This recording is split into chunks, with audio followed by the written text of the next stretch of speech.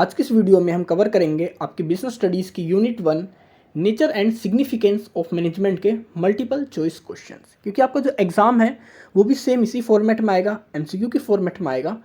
तो इस लेक्चर के बाद आपको एक बेसिक आइडिया मिल जाएगा कि एग्ज़ाम में किस तरह के क्वेश्चंस आपसे पूछे जाएंगे।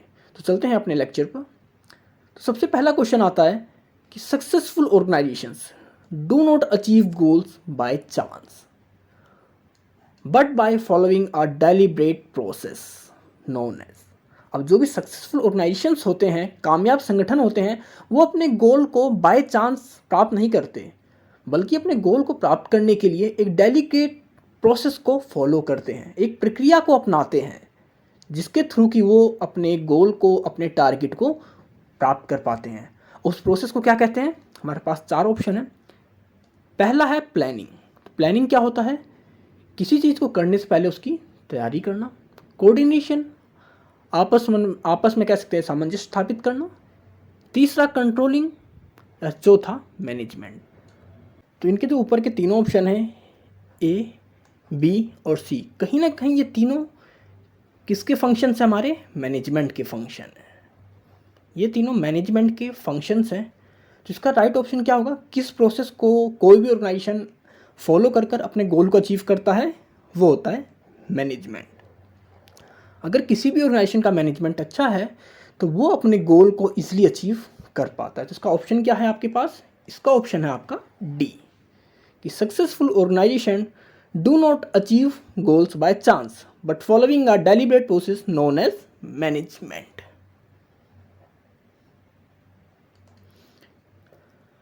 अब आपका नेक्स्ट क्वेश्चन है कि management is essential for the organisations which are. Management किस तरह के संगठन के लिए जरूरी है? तो सबसे पहला हमारे पास नॉन प्रॉफिट ऑर्गेनाइजेशंस, दूसरा है सर्विस ऑर्गेनाइजेशंस, तीसरा है सोशल ऑर्गेनाइजेशंस और चौथा है आपके पास ऑल ऑफ दिस। तो मैनेजमेंट होता क्या है? नॉर्मली अगर हम बात करते हैं मैनेजमेंट की, तो चाहे आपका कोई एनजीओ हो, चाहे आपकी कोई बैंकिंग सेक्टर हो, आपका इंश्योरेंस सेक्टर हो, या आपकी कोई कंपनी हो, आप कोई भी काम करते हैं तो कहीं ना कहीं उसके अंदर एक मैनेजमेंट होता है। आप प्लानिंग करते हैं, कोऑर्डिनेशन करते हैं, कह सकते हैं उसमें अंदर एक कह सकते हैं लीडरशिप देखते हैं अपने आप में, आप कंट्रोलिंग करते हैं। तो मतलब ये सारे काम आपको किसी भी तरह का ऑर्गेनाइजेशन हो आपको करने ही करने पड़ेंगे, चाहे आपका नॉन प्रॉफिट ऑर्गेनाइजेशन हो, सर्विस ऑर्गेनाइजेशन हो या सोशल ऑर्गेनाइजेशन हो। तो मैनेजमेंट की रिक्वायरमेंट हमें कहाँ होती है? हर तरह के ऑर्गेनाइजेशंस के अंदर। तो इसका आंसर क्या होगा आपका? All of the above. इसका ऑप्शन भी आपका डी है। इसके बाद नेक्स्ट क्वेश्चन आता है आपका, management contains a series of interrelated functions that include. Management के अंदर कौन कौन से फंक्शंस इंक्लूड होते हैं? तो पहला ऑप्शन है प्लानिंग, दूसरा है ऑर्गेनाइजिंग, तीसरा है डायरेक्टिंग, या चौथा ऑप्शन ऑल ऑफ दीज। तो हमने फंक्शंस देखे थे मैनेजमेंट के। सबसे पहला फंक्शन क्या था हमारे पास? प्लानिंग, दूसरा ऑर्गेनाइजिंग, तीसरा डायरेक्टिंग, चौथा कंट्रोलिंग था। तो ये सारे किसके पार्ट है? हमारे मैनेजमेंट के। तो इसका भी राइट ऑप्शन क्या होगा? All of the above. ये सारे फंक्शंस एक दूसरे से रिलेटेड है, एक सीरीज है किसकी? हमारे मैनेजमेंट की। अब इसके बाद आपका क्वेश्चन आता है कि peoples in the organisations carry out diverse task with the aim to achieve. एक ऑर्गेनाइजेशन के अंदर जो भी हमारे इंडिविजुअल्स होते हैं, पर्सन्स होते हैं, क्या करते हैं? अलग अलग टास्क करते हैं। लेकिन अलग अलग टास्क करने का उनका क्या सकते हैं एम क्या होता है?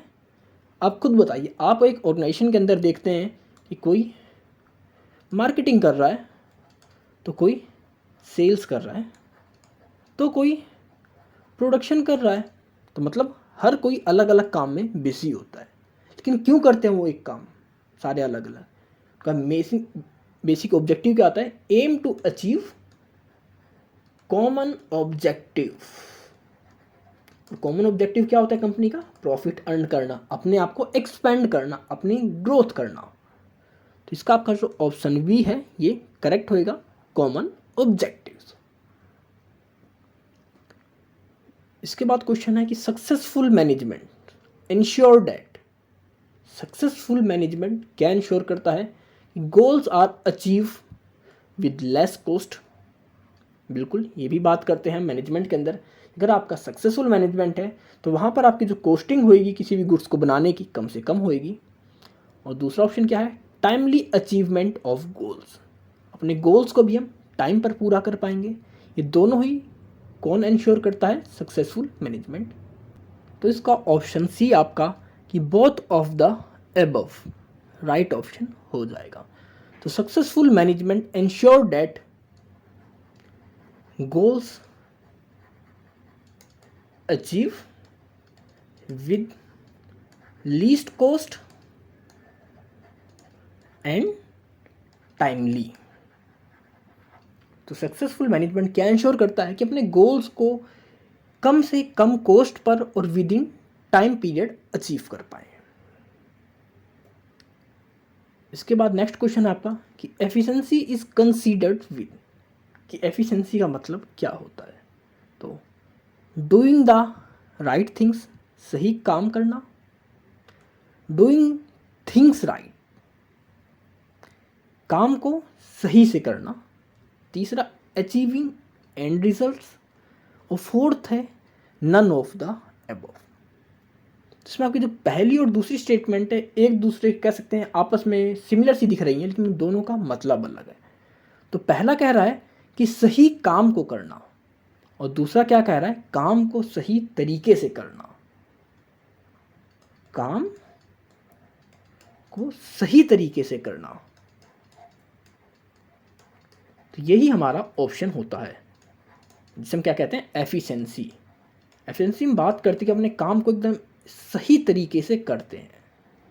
तो यहाँ पर आपका ऑप्शन क्या ठीक हो जाएगा? आपका B option, doing things right.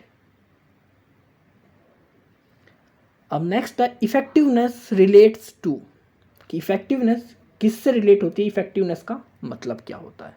तो डूइंग द राइट टास्क, सही काम करना, कंप्लीटिंग एक्टिविटीज़, एक्टिविटीज़ को पूरा करना, अचीविंग गोल्स, गोल्स को प्राप्त करना, गोल्स को कंप्लीट करना, पूरा करना, या फिर चौथा ऑल ऑफ द एबव।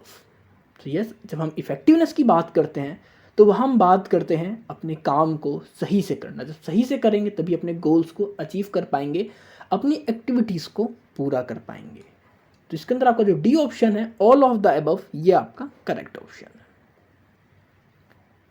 इसके बाद नेक्स्ट क्वेश्चन है कि Rohan work as a production manager. तो रोहन एक प्रोडक्शन मैनेजर की जगह काम करता है। He has been given a task of getting 1000 unit of hand woven table mats manufacture at the cost of 150 per unit with in 10 days. तो जब हमारा रोहन है, ये प्रोडक्शन मैनेजर है, इसको एक टास्क दिया गया कि आप हमें 1000 यूनिट प्रोवाइड करो, किसकी? टेबल मैट की, जिसकी कीमत 150 रुपये पर यूनिट हो, 150 रुपीज़ पर यूनिट हो, 10 डेज़ के अंदर ही। तो इस काम को करने के लिए वो किस तरह हम कहेंगे कि वो एक इफ़ेक्टिव मैनेजर है? तो हमारे पास यहाँ पर 4 स्टेटमेंट हैं। इनमें से कौन सी स्टेटमेंट है जो उसको एक इफ़ेक्टिव मैनेजर बनाती है? तो पहली स्टेटमेंट है the cost of production does not exceed 150 पर रुपीज़। तो पहली क्वेश्चन क्या करती है कि अगर वो अपनी प्रोडक्शन की जो कीमत है, जो वैल्यू है, वो 150 रुपीज़ से कम रखता है तो इफेक्टिव मैनेजर कहलाएगा। दूसरी क्वेश्चन है the work is completed within 10 days even at higher cost per unit. दूसरे में कहता है वो अपने काम को 10 दिन के अंदर ही कंप्लीट कर ले, बेशक उसकी जो कीमत हो पर कॉस्ट वो बढ़ जाए। तीसरी स्टेटमेंट क्या कहती है? The cost of production is less than 150 per unit. तीसरा कहता है उसकी जो प्रोडक्शन कॉस्ट हो वो 150 रुपीज़ पर यूनिट से कम हो। और चौथा है ऑल ऑफ द एबव। तो जब हम बात करते हैं इफेक्टिव की, इफेक्टिव, तो यहाँ पर हम टाइम बाउंड होते हैं कि हमें अपना काम कंप्लीट करना होता है। तो कौन सी स्टेटमेंट सही है यहाँ पर? टाइम बाउंड की कहाँ बात कर रहे हैं? स्टेटमेंट बी के अंदर, कि वो अपने काम को 10 दिन के अंदर कंप्लीट कर लेगा चाहे उसकी कीमत ज़्यादा आए। तो इसका जो राइट ऑप्शन है आपका ऑप्शन बी है। अब क्वेश्चन 9 है कि Jai is working as a marketing manager. तो जय क्या काम करता है, एक मार्केटिंग मैनेजर की तरह, मार्केटिंग मैनेजर की पोस्ट पर जॉब करता है किसी कंपनी के अंदर। Has been given the task of selling 1 lakh unit of product at the cost of 100 per unit with in 20 days. तो उसकी कंपनी उसको 1 लाख यूनिट्स को सेल करने का टारगेट देती है, किस प्राइस पर, 100 रुपीज़ पर यूनिट 20 डेज के अंदर। तो he is able to sell all the units within the stipulated time. तो जो गिवन टाइम है 20 डेज़ का, 20 डेज़ के अंदर 1 लाख यूनिट सेल कर देता है। बट जो आखिरी की 1000 यूनिट होती है, उन 1000 यूनिट के ऊपर वो 20% डिस्काउंट प्रोवाइड कर देता है। तो इस कंडीशन में हम जय को क्या कहेंगे, इफेक्टिव मैनेजर कहेंगे, एफिशिएंट मैनेजर कहेंगे, या दोनों कहेंगे, या इनमें से कुछ भी नहीं कहेंगे। तो जब भी हम बात करते हैं कि अपने काम को पूरा करना है, कॉस्टिंग नहीं देखते, तो हम क्या बात करते हैं, इफेक्टिवनेस की बात करते हैं कि इफेक्टिव मैनेजर वही होता है जो अपने काम को टाइम बाउंड के अंदर कंप्लीट कर रहे, टाइम बाउंड में कंप्लीट करे। इसको 20 डेज़ दिए गए थे, इसने 20 डेज़ के अंदर ही अपने सारे 1 लाख यूनिट्स को सेल कर दिया। बेशक उसने लास्ट की 1000 यूनिट के लिए डिस्काउंट दिया, बट उसने काम तो कंप्लीट कर लिया। तो ये होता हमारा एक इफेक्टिव मैनेजर। तो इसका ऑप्शन हमारा बी है, जो राइट ऑप्शन है। एग्जाम में आप इफेक्टिव और एफिशिएंट दोनों को ध्यान से पढ़ना, आराम से फोकस करना कि इफेक्टिव पूछ रहा है एग्जाम में, आपसे एफिशिएंट पूछ रहा है। नेक्स्ट क्वेश्चन है कि management is said to be poor if it is. Management को पुअर कब कहा जाएगा, कि efficient but ineffective, effective but inefficient, और बोथ इनएफिशिएंट और ineffective, fourth option all of the above. तो मैनेजमेंट को हम कब खराब कहेंगे, कि ना तो वो टाइम पे काम करे, और जो काम करे उसमें उसकी कीमत बढ़ा दे, मतलब ना तो वो इफेक्टिव हो और ना ही एफिशिएंट हो। ऐसी कंडीशन में उस मैनेजमेंट को क्या कहेंगे, पुअर मैनेजमेंट कहेंगे। तो यहाँ पर आपका जो सी ऑप्शन है ये आपका राइट ऑप्शन है। अब 11th क्वेश्चन है कि Tarang enterprises limited is planning to increase its sales by 30% in the next quarter. अब जो तरंग एंटरप्राइजेस है वो प्लानिंग कर रहा है नेक्स्ट क्वार्टर में अपनी सेल्स को 30% इंक्रीज करने की। Identify the features of management being highlighted in the given statement. Given statement में कौन से फीचर को हाईलाइट किया गया है। तो आपने क्वेश्चन में देखा, स्टेटमेंट में देखा कि तरंग क्या कोशिश कर रहा है, लिमिटेड प्लानिंग कर रहा है किस चीज़ की, अपनी सेल्स को 30% बढ़ाने की। जब कोई प्लानिंग करता है किसी काम के लिए, प्लानिंग क्यों कर रहा है आप ये बताइए। प्लानिंग इसलिए कर रहा है कि उसको अपनी सेल्स जो है वो 30% इंक्रीज़ करनी है। उस स्टेटमेंट को, उस अपनी सेल्स को बढ़ाने के लिए वो प्लानिंग कर रहा है, मतलब उसके पास एक गोल उसने डिसाइड कर लिया है कि उसको 30% तक इंक्रीज़ करनी है अपनी सेल्स। अब उस गोल को ध्यान में रखकर ही अपनी एक्टिविटीज़ को प्लान करेगा। तो किस तरह का मैनेजमेंट हमारा, ये हमारा गोल ओरिएंटेड प्रोसेस है। Management is a goal oriented process. तो यहाँ पर किस फीचर की बात करी जा रही है, गोल ओरिएंटेड प्रोसेस की। इसका ऑप्शन आपका जो बी है ये करेक्ट है।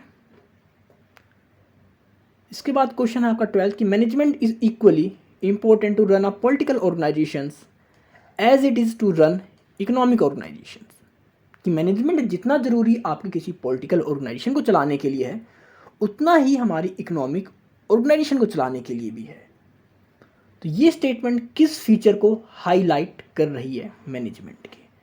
तो जब हम मैनेजमेंट की बात करते हैं तो हम देखते हैं कि मैनेजमेंट हर ऑर्गेनाइजेशन के लिए ज़रूरी है, हर लेवल के लिए ज़रूरी है, चाहे आपका पहला लेवल हो, चाहे आपका मिडिल लेवल हो, लोअर लेवल हो, चाहे आप कह सकते हैं सर्विस ऑर्गेनाइजेशन है आपकी या सोशल ऑर्गेनाइजेशन है आपकी, इकोनॉमिक ऑर्गेनाइजेशन है या पॉलिटिकल ऑर्गेनाइजेशन है, मतलब किसी भी तरह की ऑर्गेनाइजेशन हो, हर जगह हर लेवल पर मैनेजमेंट की रिक्वायरमेंट होती है। तो इसका ऑप्शन क्या होएगा आपका, सी ऑप्शन होएगा कि मैनेजमेंट इज ऑल परसुएसिव। कि मैनेजमेंट को हर जगह यूज़ किया जाता है, मैनेजमेंट की रिक्वायरमेंट हर जगह होती है। तो इसका ऑप्शन आपका जो सी है ये राइट है। नेक्स्ट क्वेश्चन है कि management translates the work to be carried out in terms of goals and to be achieve and assign the mean to achieve it. अब मैनेजमेंट क्या बात करता है कि इसके अंदर हम काम क्यों करते हैं? मैनेजमेंट के अंदर हम काम करते हैं कि हम अपने गोल्स को, अपने टारगेट को अचीव कर सकें। तो ये किस तरह की स्टेटमेंट किसको रिलेट करती है आपस में? पहला है मैनेजमेंट ऑफ वर्क, कि हम वर्क का मैनेजमेंट कर रहे हैं। दूसरा है मैनेजमेंट ऑफ पीपल। तीसरा है मैनेजमेंट ऑफ ऑपरेशंस। तो यहाँ पर हम किसकी बात कर रहे हैं? हम काम की बात कर रहे हैं कि किस तरह काम को किया जाए इन टर्म्स ऑफ गोल। तो यहाँ मैनेजमेंट कर रहे हैं अपने वर्क का, जिसके थ्रू कि अपने गोल को अचीव कर सकें। तो आंसर ए आपका ऑप्शन है, आपका राइट ऑप्शन है। नेक्स्ट क्वेश्चन है, which of the following statement highlights the management is a group activity. इनमें से कौन सी स्टेटमेंट है जो हाईलाइट करती है कि आपका जो मैनेजमेंट है वो एक ग्रुप एक्टिविटी है? तो पहली स्टेटमेंट क्या है? Organisation is a collection of diverse individual with different needs. या इट्स करेक्ट कि जो आपका ऑर्गेनाइजेशन होता है, कलेक्शन होता है डाइवर्स इंडिविजुअल्स का। अलग अलग इंडिविजुअल्स आकर अलग अलग नीड के साथ ऑर्गेनाइजेशन के अंदर काम करते हैं। तो ये स्टेटमेंट भी शो कर रही है हमारा एक ग्रुप एक्टिविटी को। यस, ग्रुप एक्टिविटी कैसे? क्योंकि हमारे पास डाइवर्स इंडिविजुअल है, तो ये क्या है? आपस में एक ग्रुप ही है। दूसरा है achievement of common goals require team work and coordination of effort in common direction. किसी कॉमन गोल को प्राप्त करने के लिए टीम वर्क एंड कोऑर्डिनेशन की रिक्वायरमेंट होती है कॉमन डायरेक्शन में। यहाँ पर भी अब टीम वर्क आ गया, तो मतलब ये भी यहाँ पर ग्रुप एक्टिविटी की बात कर रहे हैं।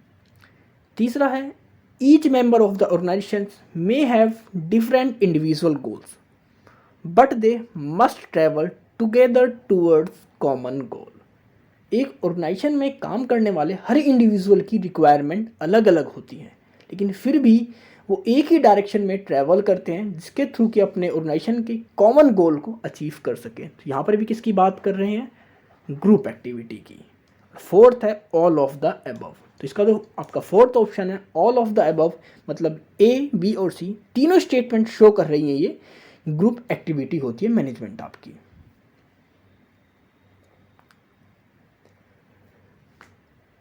अब नेक्स्ट क्वेश्चन आपका 15th, keeping in the views the changes in the consumer demand and preferences, taste bakers bakery has reduced the sugar and fat content in its product. This approach of business show the management is. तो हमारे जो test bakers maker होते हैं या test maker bakery है, वो देखती है कि अब कंज्यूमर की जो डिमांड और प्रेफरेंस है वो चेंज हो रही है, तो उसके हिसाब से अपने वो गुड्स के अंदर शुगर की और जो फैट है उनकी क्वांटिटी को कम कर देते हैं। तो ये किस तरह के कह सकते हैं हमारी बिजनेस अप्रोच को शो कर रहा है? तो इस स्टेटमेंट में उसने बात करी है कि जो हमारे बेकर्स हैं वो अपने आप को कैसे चेंज कर रहे हैं according to environment change. Environment क्या है? हमारे जो कंज्यूमर्स हैं उनका टेस्ट, उनकी प्रेफरेंस बदल रही है, मतलब अपने आप को इन्वायरमेंट के हिसाब से बदल रहे हैं।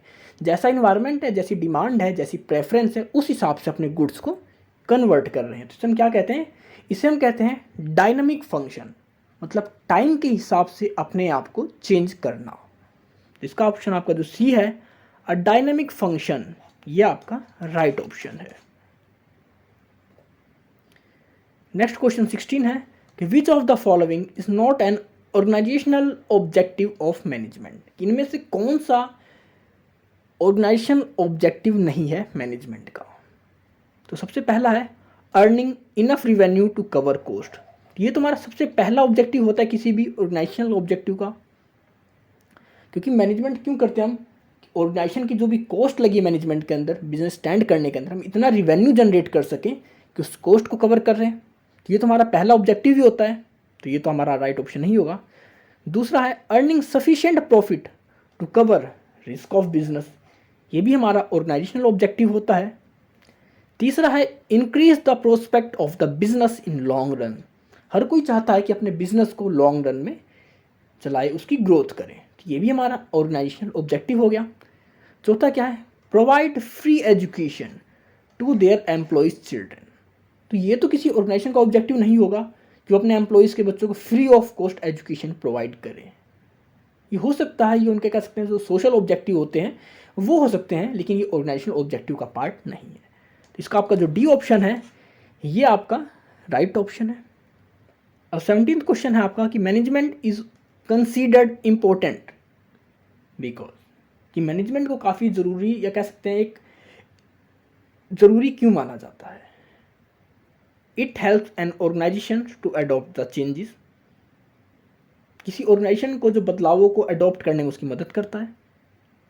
दूसरा है seeks to integrate individual efforts, अब ऑर्गेनाइजेशन के अंदर जितने इंडिविजुअल्स पर्सन्स काम करते हैं उन सभी के एफर्ट्स को इंटीग्रेट करता है।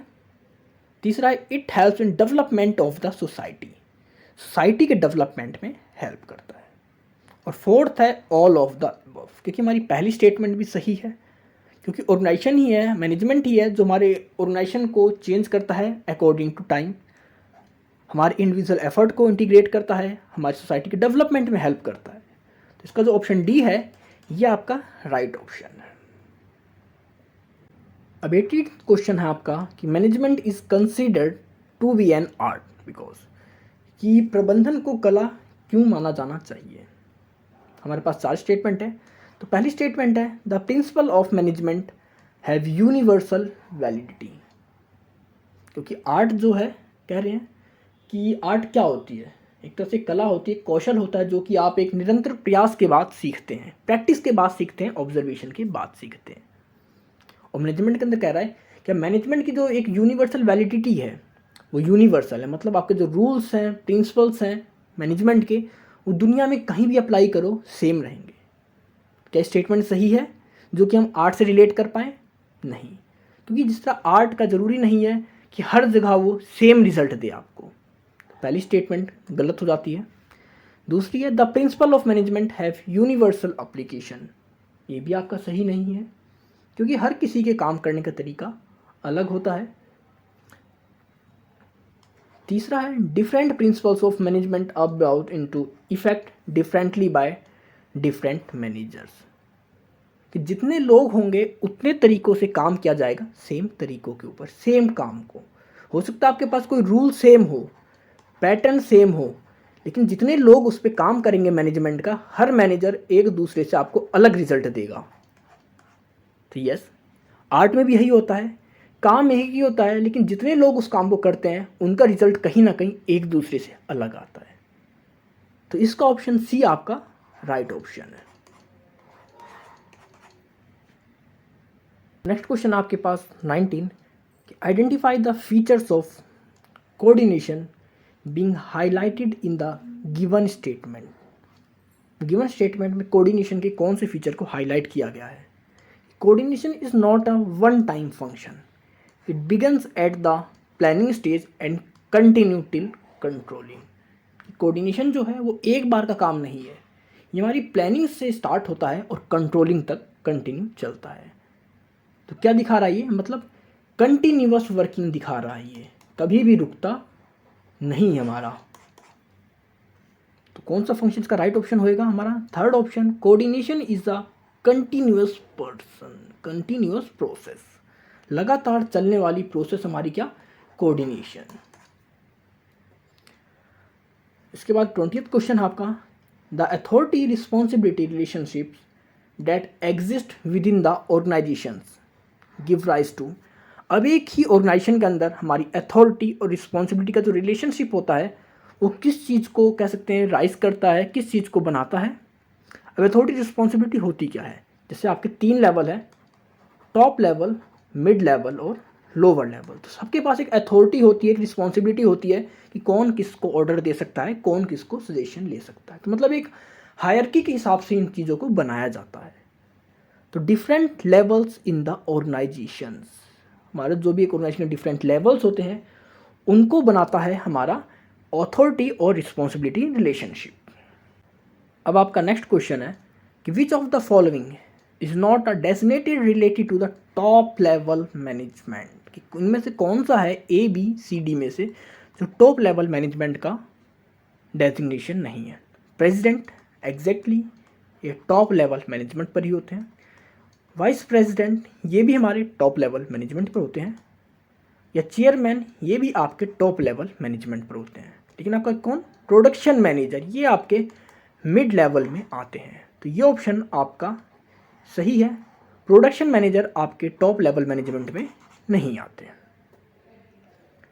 नेक्स्ट क्वेश्चन है, which of the following is not a designated related to the middle level management. इनमें से कौन सा है जो मिडल लेवल मैनेजमेंट के अंदर नहीं आता। सबसे पहला ऑपरेशनल हेड, या एग्जैक्टली ये मिड लेवल के अंदर ही आते हैं।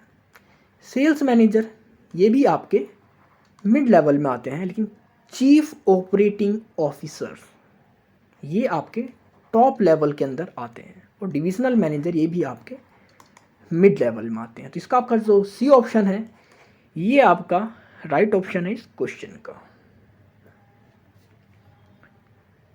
नेक्स्ट क्वेश्चन है, which of the following is not a designation related to the lower level management. Lower level management में कौन कौन से नहीं आते इनमें से।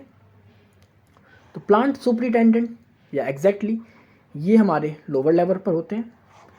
सुपरवाइज़र, ये भी हमारे लोअर लेवल ऑफ मैनेजमेंट में आते हैं। थर्ड वन इज हमारे सेक्शन ऑफिसर्स, ये भी हमारे लोअर लेवल ऑफ मैनेजमेंट के अंदर काम करते हैं। लेकिन हमारे जो मार्केटिंग मैनेजर होते हैं, ये मिड लेवल पे काम करते हैं किसी भी मैनेजमेंट के, किसी भी ऑर्गेनाइजेशन के। तो इसका ऑप्शन डी आपका करेक्ट ऑप्शन है। तो नेक्स्ट क्वेश्चन है आपका कि which of the following statement does not pertain to mid level management. तो कौन सी एक्टिविटी है जो हमारे मिड लेवल मैनेजमेंट को शो नहीं करती। तो पहली है कि they are responsible for all the activities of the operational managers, या एग्जैक्टली ये रिस्पॉन्सिबल होते हैं हमारी हर एक्टिविटीज़ के लिए जो कि ऑपरेशनल मैनेजर्स करते हैं। दूसरा है they are responsible for the welfare and survival of the organisation. तो ये स्टेटमेंट आपकी रॉन्ग है, क्योंकि मिड लेवल की बात कर रहे हैं और सर्वाइवल वेलफेयर का काम कौन करता है, हमारा टॉप लेवल मैनेजमेंट। तो आपका जो ऑप्शन बी है, ये आपका राइट ऑप्शन है इस क्वेश्चन का।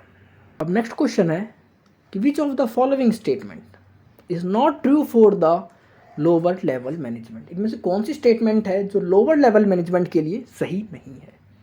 तो सबसे पहली स्टेटमेंट क्या है, analyse the business environment and it's implications for the survival of business. बिल्कुल गलत है, क्योंकि जब हम बात करते हैं लोअर लेवल की, तो वो सिर्फ प्रोडक्शन की बात करते हैं, क्वालिटी की बात करते हैं, अपने वेस्टेज को कम करने की बात करते हैं, सेफ्टी स्टैंडर्ड को मेंटेन करने की बात करते हैं। लेकिन जब हम यहाँ पर देख रहे हैं लोअर लेवल के बारे में, तो पहली स्टेटमेंट क्या कह रहे हैं कि लोअर लेवल देखता है कि बिजनेस इन्वायरमेंट कैसा है और उसका बिजनेस उस इन्वायरमेंट में रन कर पाएगा या नहीं। तो ये काम किसका होता है, ये काम होता है हमारे टॉप लेवल ऑफ मैनेजमेंट का काम होता है ये चीज़ एनालाइज करना। तो इसका ऑप्शन आपका जो ए है वो राइट ऑप्शन है। नेक्स्ट क्वेश्चन है, identify the level of management which does not interact with the work force directly. तो कौन सा लेवल ऑफ मैनेजमेंट होता है जो कि हमारी वर्क फोर्स से डायरेक्टली लिंक नहीं होता। तो पहला है सुपरवाइजरी मैनेजमेंट, ये तो आपके डायरेक्टली लिंक होते हैं। दूसरा है आपका ऑपरेशनल मैनेजमेंट, ये भी आपके डायरेक्टली लिंक होते हैं उनसे। फर्स्ट लाइन मैनेजर्स, ये भी डायरेक्टली लिंक होते हैं। और ये आपका मिड लेवल मैनेजमेंट जो कि उनसे डायरेक्टली लिंक नहीं होते। कहीं ना कहीं जो स्टार्टिंग में तीन नेम है, ये तीनों आपके लोअर लेवल मैनेजमेंट ही होते हैं। नाम अलग है लेकिन इनका जो वर्क है वो सेम ही होता है। तो इसमें आपका जो ऑप्शन डी है ये करेक्ट ऑप्शन है। नेक्स्ट है आपका the main task of this level management is to determine the overall organisational objectives and strategies for the realisation. कि कौन सा ऐसा मैनेजमेंट है लेवल का कौन सा ऐसा मैनेजमेंट है जो देखता है कि उसके ऑर्गेनाइजेशन के अंदर क्या ऑब्जेक्टिव्स हो, किन स्ट्रेटजीज़ का यूज़ किया जाए। तो ऑपरेशनल मैनेजर जो कि आपको लोअर लेवल कहते हैं, कभी नहीं। मिड लेवल, ये भी नहीं। फर्स्ट लाइन, क्योंकि ये भी फर्स्ट लाइन का मतलब लोअर लेवल होता है, ये भी नहीं। तो बचा कौन हमारे पास, टॉप लेवल मैनेजमेंट, या एग्जैक्टली यही हमारे सारे रूल्स रेगुलेशंस पॉलिसीज स्ट्रेटजीज़ को बनाता है ऑर्गेनाइजेशंस के लिए। तुम्हारा जो राइट ऑप्शन है यहाँ पर डी हो जाएगा।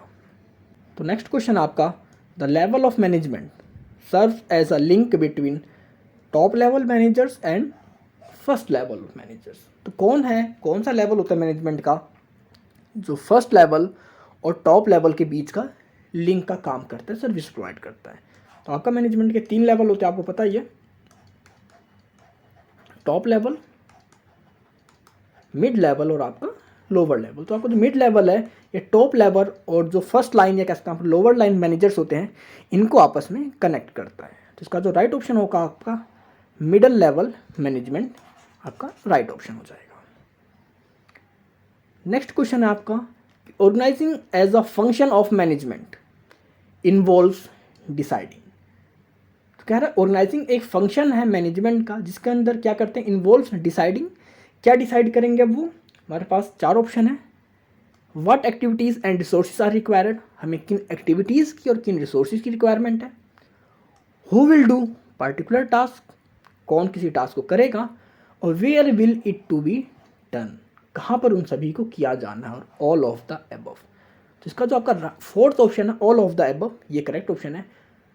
क्योंकि जब हम बात करते हैं ऑर्गेनाइजिंग की, तो ऑर्गेनाइजिंग में हम देखते हैं कि क्या हमें रिसोर्स चाहिए, पर्टिकुलर टास्क को कौन काम कंप्लीट करेगा, पर्टिकुलर टास्क उसे कहाँ पर कंप्लीट करेंगे, ये सभी चीज़ें देखी जाती हैं ऑर्गेनाइजिंग के अंदर। तो ये सारी आपके जो भी ए बी और सी तीनों ऑप्शन आपके इंक्लूड होते हैं ऑर्गेनाइजिंग के फंक्शन में। नेक्स्ट क्वेश्चन है, the function of management related to the grouping of activities to be carried out into departments and creating management hierarchies. तो इस ऑप्शन में कह रहा है कि आपका function of management related to grouping of activities, मतलब काम को ग्रुप्स में डिवाइड करना। क्या करेंगे, divide work and to be carried out into departments, department बना देना और फिर उस काम को कंप्लीट करना। ये किसके अंदर आता है, ये आपका ऑर्गेनाइजिंग के अंदर आता है। क्योंकि प्लानिंग में हम डिसाइड करते हैं कि हमें काम क्या करना है, उसके बाद हम ऑर्गेनाइजिंग के अंदर आके डिसाइड करते हैं कि काम को डिवाइड कर देते हैं अलग अलग पार्ट में, फिर उसके डिपार्टमेंट बना देते हैं और फिर उसके बाद ही वहाँ पर काम होना शुरू होता है। यहाँ पर आपका जो ऑप्शन बी है ये राइट ऑप्शन है आपके इस क्वेश्चन का। नेक्स्ट क्वेश्चन आपका, this function of management relating to laying down the foundation for carrying out the other functions of management successfully. अब कह रहा है कि आपका कौन सा ऐसा फंक्शन है मैनेजमेंट का जो देखता है, जो डिसाइड करता है, एक तरह से नींव तैयार करता है कि आपके ऑर्गेनाइजेशन के अंदर जितने भी फंक्शन किए जाएं वो सारे सक्सेसफुल हों। तो क्या है, प्लानिंग। क्योंकि प्लानिंग एक नींव होती है जो हमारे किसी काम को करने के लिए पहले करी जाती है। तो इसमें आपका ऑप्शन सी करेक्ट है।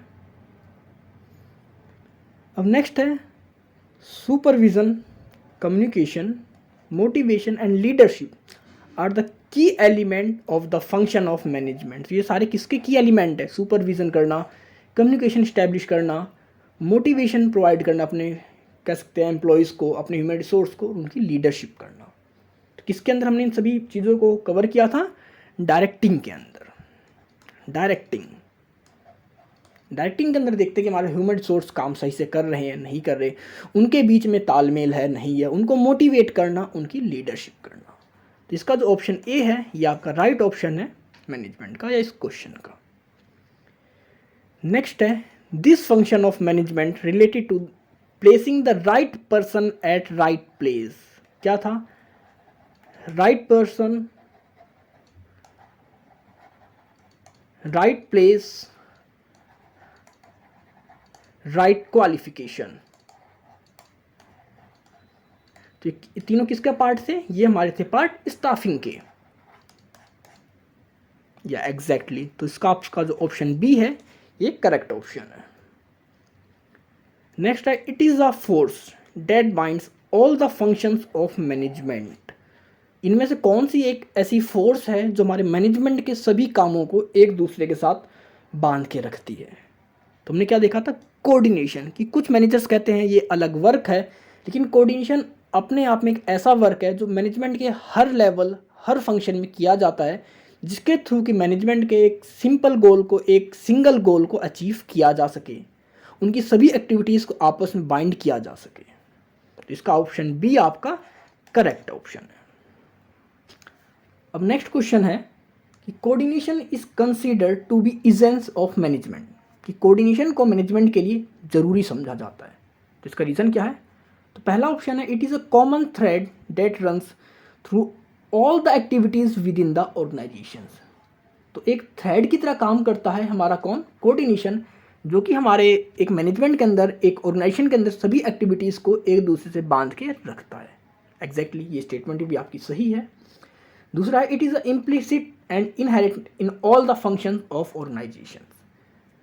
दूसरे में कह रहे हैं कि आपके जितने भी काम होते हैं, जितने भी फंक्शंस होते हैं ऑर्गेनाइजेशन के अंदर, उन सभी के अंदर कोऑर्डिनेशन को देखा जाता है, उन सभी के अंदर कोऑर्डिनेशन बहुत इंपॉर्टेंट रोल प्ले करता है। एग्जैक्टली। तीसरा it is a force that bind all the functions of management. तीसरा कह रहा है कि मैनेजमेंट के सभी फंक्शंस को आपस में बांध के रखता है, ये एक फोर्स है। तो हमने अभी तक 3 ऑप्शन देखे, ए, बी और सी। तीनों ही क्या है? तीनों ऑप्शन ही हमारे पास राइट है, जो कि कोऑर्डिनेशन को ज़रूरी बनाते हैं मैनेजमेंट के लिए। तो इसका फोर्थ ऑप्शन है ऑल ऑफ द एबव। ये ऑप्शन इसका करेक्ट ऑप्शन है इस क्वेश्चन का। नेक्स्ट क्वेश्चन है identify the process that provides requisite amount, quality, time and sequence of efforts which ensures that planning objectives are achieved with the minimum of conflict।